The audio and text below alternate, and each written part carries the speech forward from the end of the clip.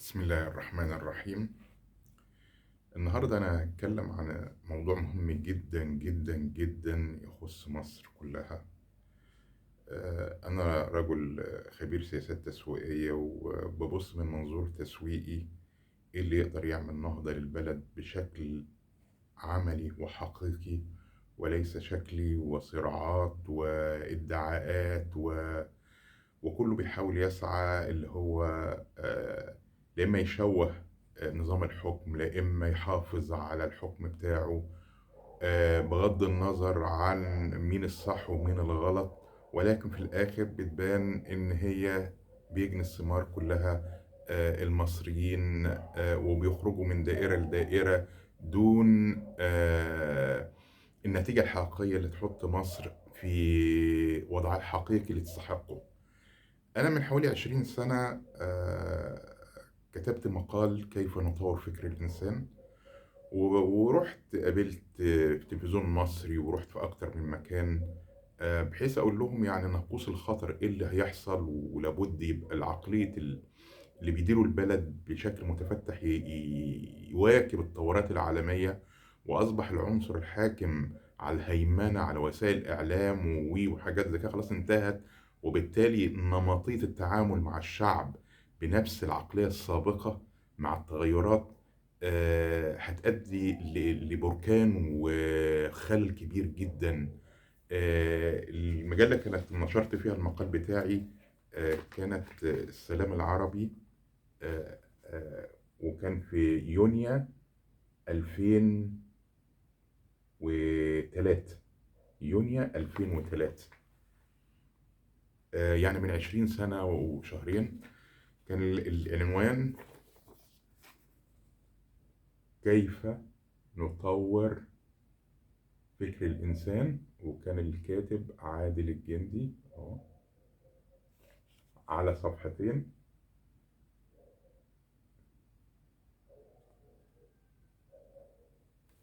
الهدف كنت بنوه بدراسة تحليلية كيفية الإدارة وكيفية التعامل مع التطورات وإيه اللي يهدف للبلد. يعني المفروض نتغاضى عن مصلحة الفرد ونركز على مصلحة الدولة. ودخلنا ثم حصلت 2011 والثمن الباهظ اللي مصر دفعته، ودخلنا في متاهات ووضع اقتصادي ودلوقتي احنا بنشوف صراعات مصالح جماعات، ناس معينة هدفها لا إما خلخلة في مصر، لا إما ابتزاز مصر، لا إما استنزاف مصر.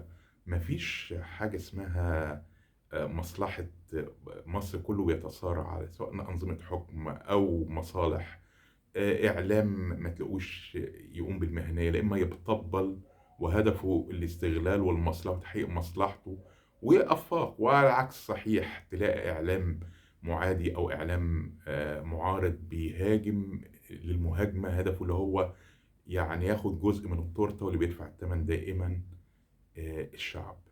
طب الحل إيه؟ الحل إيه؟ هل هنفضل في نفس الدائرة نقول إيه الصح وإيه الغلط في ظل اللي إحنا بنقول دلوقتي الحوار الوطني بهدف اللي يدوروا على أفضل حلول؟ وكلمة حوار وطني مع وجود مجلس نواب ومجلس شورى يعني بيأكد إن المجلس دي يعني كده بتدينا انطباع اللي هي الديمقراطية، يعني لا تمثل الشعب. لأن في وجود كلمة حوار وطني ووجود مجلسين المفروض بيقوموا بدورهم الرقابي والتشريعي وحاجة زي ما بحيث يواجهوا الأزمات، وما بقاش مجرد ناس شكلية كده وكلهم داخلين بشكل مصلحجي وكده. ففي خلل كبير جدا. هل هنفضل في نفس الدائرة دي ومصر العظيمة الحضارة والقيمة والقامة تحط في أوضاع لا يحسد عليها بشكل، وتحط في مواقف دول أحجام صغيرة ودويلات وناس لسه جديدة، دول حديثة العهد تبدأ يعني كأنها بتتحكم وفي مصر، وسواء بفلوس أو حاجات زي كده. طيب أنا هقول الاقتراح بتاعي للدراسة وللتقييم، ودي وجهة نظري من منظور الحوار الوطني والصراعات اللي أنا بشوفها والميديا والسوشيال ميديا أنا من وجهة نظري فكرة الحكم الفردي المصري لا مش هينفع. يعني فكرة نرجع أو حكم المؤسسات، حكم المؤسسات الحقيقية. طيب أنا من منظوري مؤسسات بمعنى إيه؟ أنا عندي 5 مؤسسات، ودي اللي أنا متخيلهم من منظوري، اللي هم يدرسوا ويكون كلام أكتر موضوعية في النقاش وكده.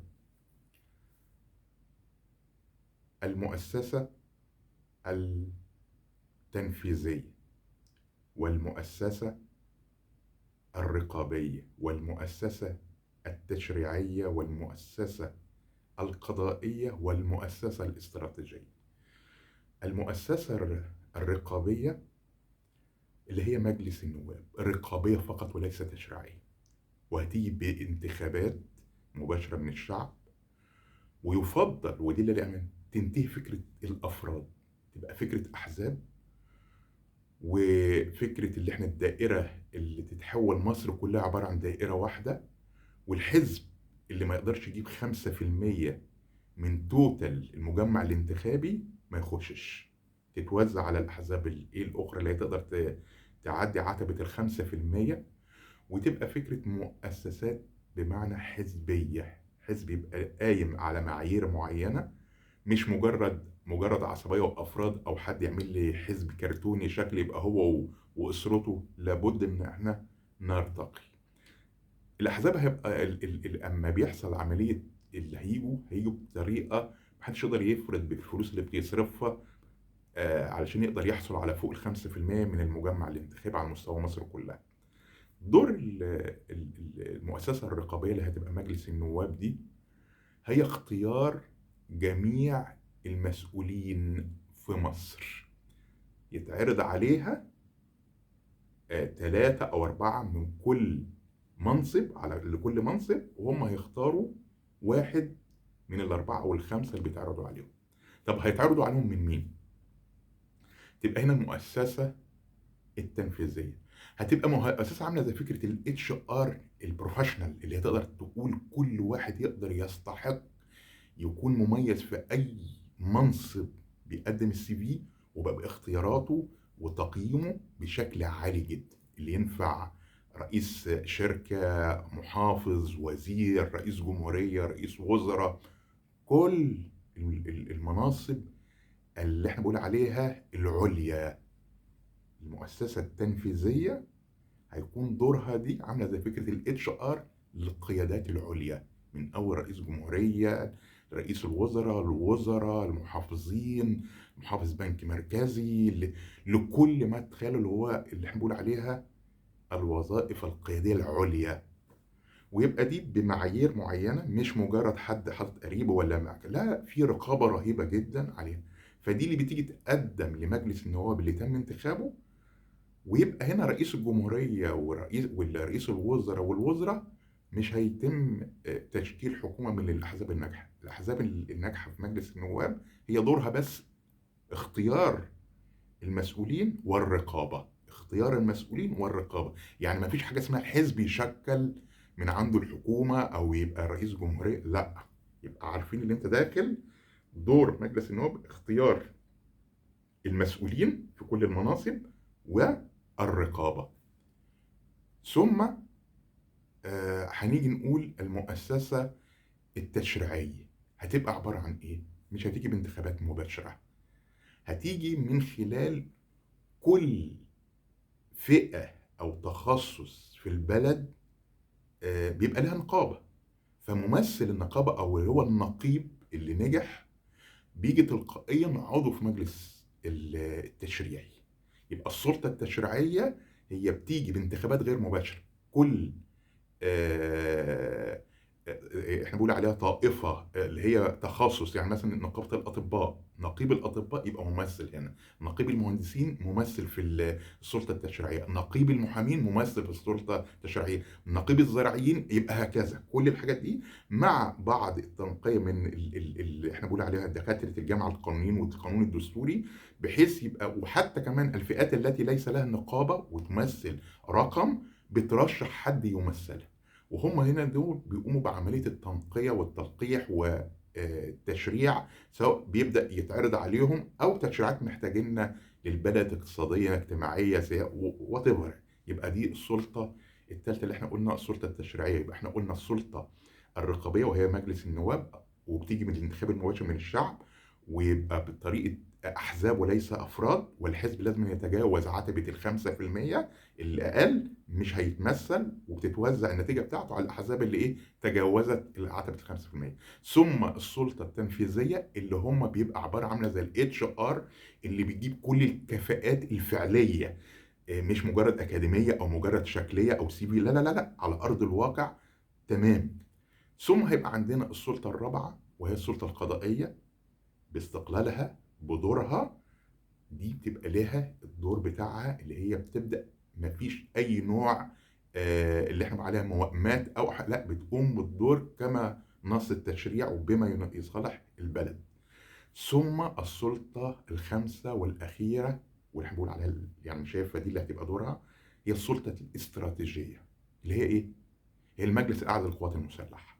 دي السلطة الاستراتيجية اللي هيبقى لها حق الفيتو.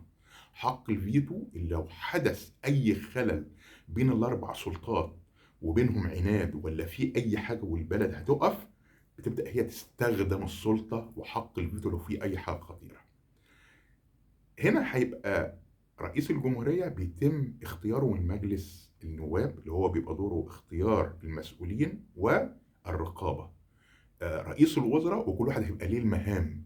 لابد ان كل حد بيتم اختياره. احنا هنا بنقول السلطة التنفيذية اللي هي عبارة عاملة زي ما يكون كيان كبير، عبارة عن مورد او بنك للكفاءات، اللي كل لما يجي يقول احنا محتاجين وزير اقتصاد، عندها بدل الوزير 1000 وزير من السيفيات، وعلى ارض الواقع بتعرض خمسة أو مجلس النواب بيطلب خمسة معينين وبيتعرضوا وبيختاروا منهم واحد.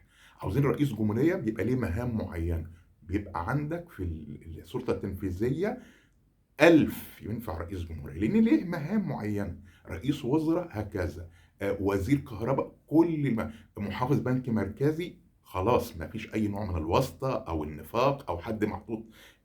يبقى أنت اللي بتخترق البلد وبتشتغل لمصلحة البلد، ولا بد يكون متوفر فيه 3 عناصر أساسية. أي مسؤول هيتم اختياره أو اللي هيبقى الCV بتاعه محطوط أساسًا في السلطة التنفيذية اللي هي عبارة عن بنك الكفاءات، لابد ال3 حاجات.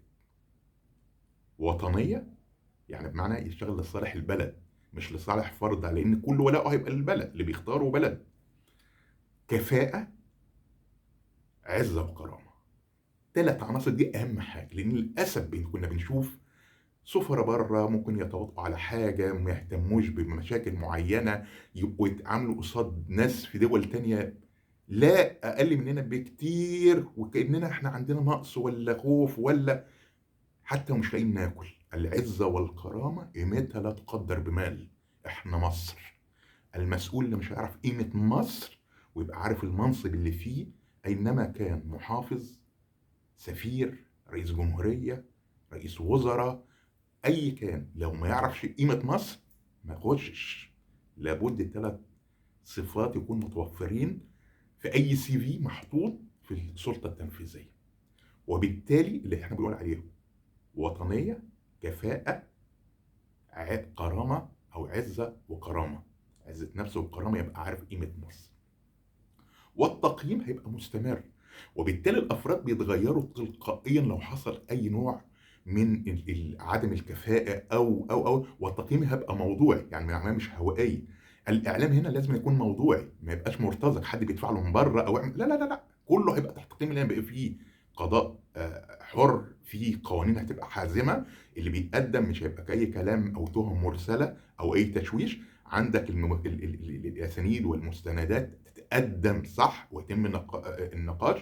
وأي حد عنده إخفاق ولا يستحق هذا المنصب، حتى لو رئيس جمهورية، رئيس وزراء، وزراء، خلاص بيبقى في البديل ويبقى سهل، ما فيش أي خوف والبلد بتمشي. أنا اللي عاجبني في المؤسسة العسكرية جميع القيادات من رئيس الأركان، وزير الدفاع، رئيس أركان الجيوش، الجيش التاني والتالت، المنطقة بيتغيروا ولا أي حاجة، البحرية، الجوية، وبيتغيروا تلقائيًا والبلد زي ما هي.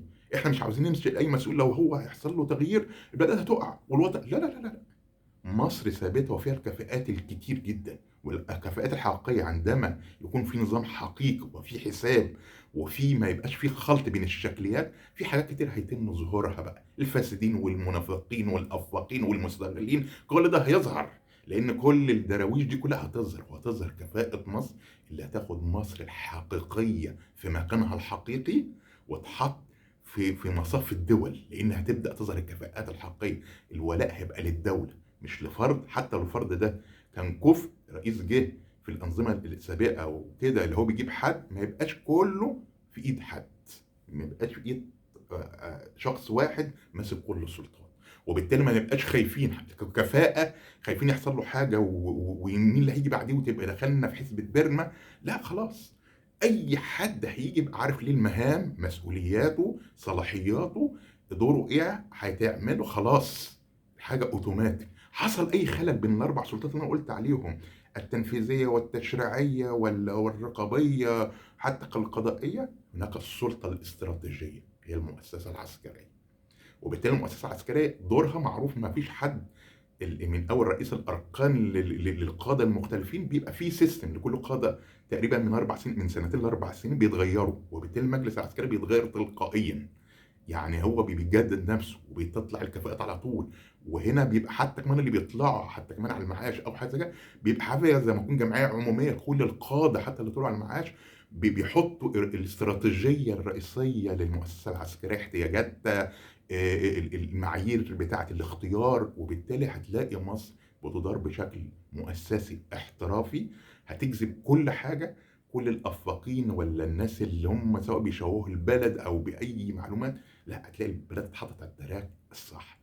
دي وجهة نظري، اتمنى هي يتم دراستها بشكل حقيقي، مصر ترجع لعظمتها الحقيقية، هتلاقي الانتاج فعلا، مفيش هيبقى فكره صراعات على الحكم، مفيش فكره بقى اللي يقول لك ثورات والناس تخاف والقوانين مش عارف ايه بتبقى معموله متفصله ترزيه كذا، الاعلام طالع بيدافع عن بلد وليس الفرد يدافع عنه، او يبقى اعلام معادي بيحارب في فرد، لا خلاص صعب، لان خلاص تلقائيا احنا عندنا زي المؤسسه العسكريه قائد جيش فيه 1000 قائد ينفع تلقائي، يبقى عندنا رئيس جمهوريه، رئيس جمهوريه عندنا 1000 رئيس جمهوريه ينفع على طول يتحط في المهام، رئيس وزراء 1000 رئيس وزراء، وهكذا محافظ، من كفاءة المحافظ يتحط بعد كده رئيس جمهوريه اللي يقدر يدير محافظه وينجز ويبقى محترف وحاجه كده، يتحط في فئه اللي يبقى مرشح رئيس الجمهوريه، الوزير الكفء يبقى محط من كفاءته، يتحط يبقى بعد كده يترشح لرئيس وزراء، وبالتالي كل ما تحتاج اي منصب عندك من السلطه التنفيذيه البنك الكفاءات، وبالتالي هتقدر تجذب الكفاءات الخارجيه، الكفاءات الداخليه، العداله والمحاسبه، يعني اللي هيبدا فيه اي خطا رهيب هيتحاسب وهيبقى حسابه عسير جدا. هنا ده اللي انا بهتم بيها، وبالتالي انا بركز على 3 عناصر. اي مسؤول هيبقى لازم الوطنيه، الكفاءه الاحترافيه، والعزه والكرامه، 3 عناصر دي هم اهم حاجه. مصر مش ناكل، احنا اعظم دوله، يتعامل مع اكبر رئيس دوله واي مسؤول في اي دوله بعزه وكرامه، حتى لو احنا بناكل ملح، بناكل عيش وملح، اوعى حد يدنقنا، احنا مصر حضاره ال10000 سنه ولا 7000 سنه دوله، فالواحد بيحزن ان فكره المسكنه والفكره اللي اصل احنا مش هنلاقي ناكل، اصل مش عارف ايه، ونبقى منكسرين قصاد دول حديثه عمر الفرد في مصر اكبر منها، يعني ما كملتش 100 سنه ونبقى واقفين في المنظر ده، نقف قصاد امريكا روسيا بعزه وكرامه، نموت واحنا كرامتنا فوق. المسؤول اللي مش هيبقى فاهم الصفه دي وقيمه مصر والكرسي اللي هو قاعد في، اي مسؤول محافظ، رئيس وزراء، رئيس جمهوريه، وزير، سفير، يبقى فاهم الجزئيه دي من وجهه نظري، وبالتالي مصر هتبقى تلقائيا نهضة حقيقية، لأن مفيش قرار هيبقى مجرد ارتجالي أو هوائي أو مصلحجي، ومفيش مطبلتين المطبلاتية، ومفيش فكرة المنافقين، ومفيش نفس الأفاقين، سواء من اللي هم بيطبلوا لنظام الحكم أو اللي بيطبلوا ليكون معاديين، وأي حد بيستخدموا مأجورين أو مرتزقة أو حاجات زي كده، هتلاقي تلقائيا كله بيتفلتر، وكل الفئات اللي هي متخفيه دلوقتي، وتقعد تزين لاي حاكم وتحسسه انه اله وانت الاحسن واحد، ويفضلوا يشتغلوا على مصلحتهم ويدمروا مصلحه البلد، هتنتهي. لان خلاص القياده هتبقى قياده مؤسسيه، ومفيش حد متحكم فرد او جهه، لا، جهات كتير مشتركه في نظام الحكم،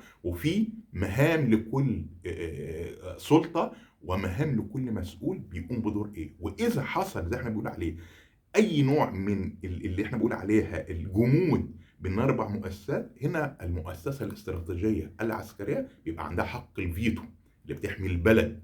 بتيجي تقول لا هنا ستوب، في كذا لازم تتحرك بطريقه معينه، هي ما بتتدخلش الا في القرارات الاستراتيجيه.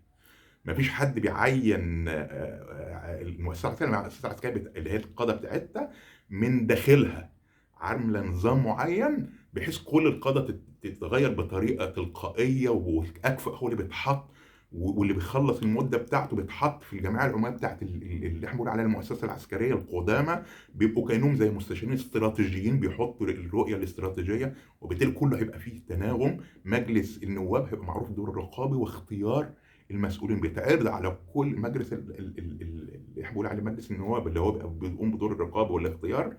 آه، اي احنا بنقول عليه محتاجين مثلا رئيس جمهوريه، محتاجين رئيس وزراء، محتاجين وزير، بيتعرض خمسه وهم بيختاروا واحد.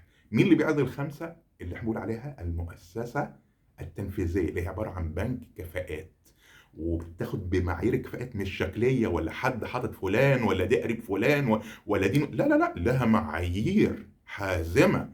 واللي بيحصل اي نوع من الخلل ولا تواطؤ ده هيتحسب حساب عسير. ولذلك بقول لك السلطه القضائيه بتقوم بدورها، وعليها برضو بيبقى لها رقابه داخليه ورقابه خارجيه، سواء مجلس اللي احنا بنقول عليها النواب او الاعلام، لو في اي خلل في اي ضرب بتنوه طالما معاك المستندات، وبالتالي الكل هيبقى عارف الضوء عليه، والقرار هيبقى قرار هنا مؤسسي، ليس فيه فرد ولا فكره نظام هو اللي بيبقى متحكم ثم يجي نظام تاني يبوظ الموضوع، وكل واحد بيبقى ليه الولاءات. وهنا هتبقى فكره الكفاءه وليس ولاء. الولاء هيبقى لمصر مش لفرد. دي وجهة نظري، واتمنى يتم دراستها بشكل موضوعي. وانا هنا ولا بمثل سياسة هنا او هنا، لان انا خايف على البلد. في افاقين منتظرين من البلد يحصل لها اي حاجه، ارهابيين، دول نفسها مصر تقع، دول حاجه تستغلها، ونبدا نخش في حزب بيرما وحاجات زي كده. طول ما هيبقى في نظام مؤسسي وكل واحد هيبقى عارف دوره، ومعايير الاختيار حازمه بالكفاءه بالوطنيه بالعزه والكرامه، دي المجلس النواب بقررها، هتبقى فكره مؤسسه احزاب. ما فيش حاجه اسمها فرد يروح ينتخب ويروح يدفع فلوس ولحمه وزيت وسكر، لا لا لا لا. اعمل حزب ومصر هتبقى دايره واحده، الرقابه حازمه، ما فيش تزوير. اللي الانتخابات هتجيبهم، لان في الاخر هم دورهم كله رقابي واختيار، يعني مش هيجي يشكلوا حكومه ولا حاجة. لكن هم بيختاروا كل المسؤولين، من حكومه، من رئيس جمهوريه، من وزراء. المؤسسه العسكريه لها وضعها تاني، من اول رئيس الاركان للقياده اللي تحت، المؤسسه العسكريه هي اللي بتختار مش مجلس النواب. لكن وزير الدفاع بيبقى موجود وزراء، بيتم ترشيح من اللي هم القدامى او حاجه زي كده، وبتختار واحد منهم، ويبقى دور معين، وكل حد ليه مهام. مفيش حد مسيطر على البلد او فرد او جهه واحده. هنا التناغم. وانا بقول مصر هتنطلق انطلاقه خياليه، مفيش حد يقدر يهيمن عليها، ولا هنخاف اي مركز شاغر او مسؤوليه شاغره موجود بدل الواحد اللي هو انتهت مدته او حصل له خرج من المسؤوليه دي. 1000 رئيس الجمهوريه، عندك 1000 رئيس جمهوريه ينفع رئيس جمهوريه، لان في مهام معينه. رئيس وزراء عندك 1000، مش زي دلوقتي يقعد يقول لك اصل مش لاقيين وزير لا لا لا. مصر فوق ال 100 مليون تقريبا. مصر داخليا عدد السكان 105 وبره يجي 15، يعني ما بين 105 ل 120 مليون كفاءه على اعلى مستوى. وبالتالي دي وجهه نظري، واتمنى لا يتم دراسه الكلام بتاعي ده بشكل موضوعي، في ظل اللي احنا في حوار وطني وخوفي على البلد. انا لا انتمي هنا حزب او لا انتمي سياسه، لكن دي رؤيتي من منظور رجل تسويقي بيحط خطط وسياسات. اتمنى ان ده يتم دراسته بجديه. شكرا، والى اللقاء في فيديوهات اخرى من منظور التحليل التسويقي في مجالات متعدده. السلام عليكم.